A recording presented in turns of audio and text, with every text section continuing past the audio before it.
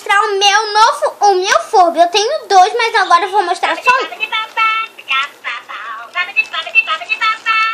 Papai! Ó, essas são as orelhinhas e o meu é moderno. Eu ganhei de Natal, 2 de Natal. Na linguazinha dele, você aperta a língua e ele come.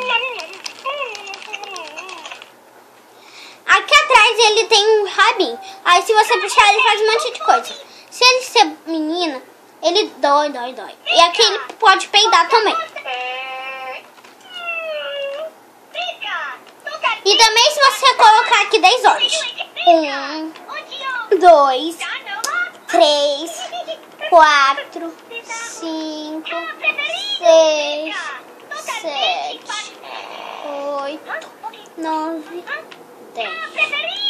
Bom, eu acho que ele não dormiu. Mas, ó, ele tem esse biquinho lindo. Esse bico. Essa sobrancelha. Esse pelinho. Mas não é real. Esse raio e aqui. Ó, e a cor dele é toda azul. Aqui tá parecendo. Eu tô vendo que tá parecendo preto, mas... Bom, se você gostar, ó, esse foi o vídeo, espero que vocês tenham gostado. Se gostaram, clique em gostei e se inscrevam no canal. Tchau!